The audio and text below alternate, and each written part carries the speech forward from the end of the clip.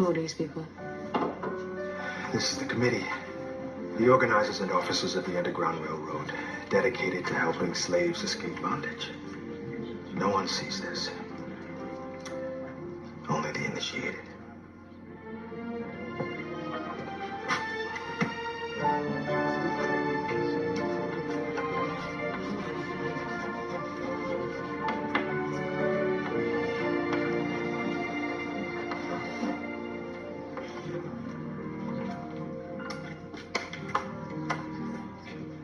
Ladies and gentlemen,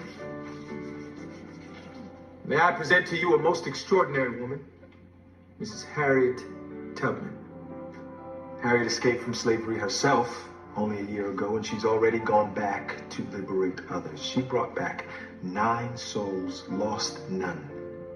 In recognition of her bravery and skill, we welcome her to the committee as a conductor on the railroad.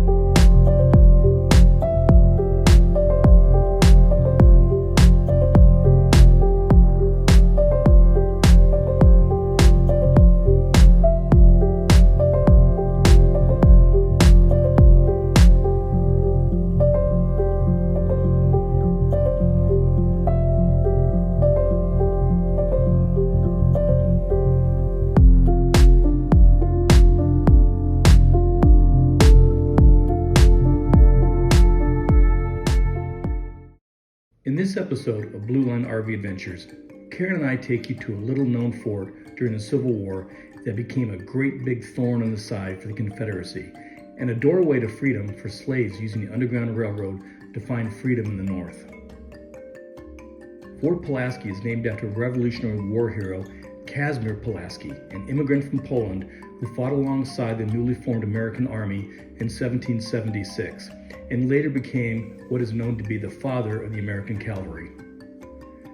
Built in 1833, the fort was seized by the state of Georgia in 1861, just prior to the outbreak of hostilities in the Civil War. With 11-foot thick walls and a formidable array of cannons, the fort was deemed impregnable by Confederate generals. However, on April 10, 1862, the Union Army started what would be known as the Siege of Fort Pulaski and conducted a bombardment of the fort. However, the Union Army did not use the standard cannonballs that were prevalent at the time, but instead used new rifled rounds, which were basically a large bullet-shaped projectile.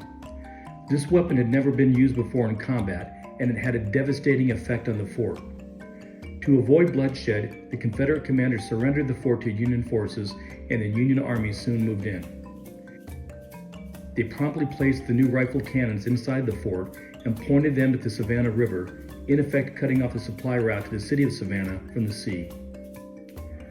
The fort remained in Union hands throughout the rest of the war, but soon soldiers discovered numerous fleeing slaves from the South who were looking for safety and food and comfort.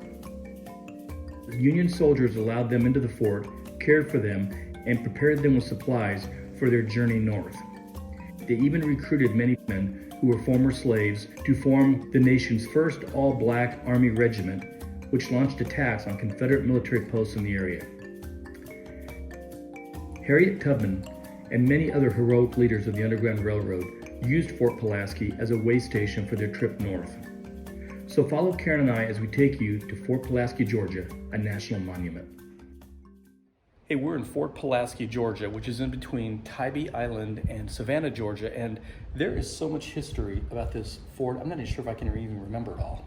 I'm sorry, fixing my new Southern hat. Makes you look like a Southern belle. These forts are massive, and the walls are massive, and you know, I always think about how much effort and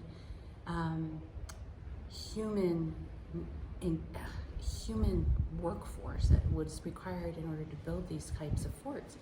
And so for me, it's a lot of things. It represents, you know, a massive civil war of the United States, just the immense death toll that happened on both Union and Confederate sides. So for me, it's a big package.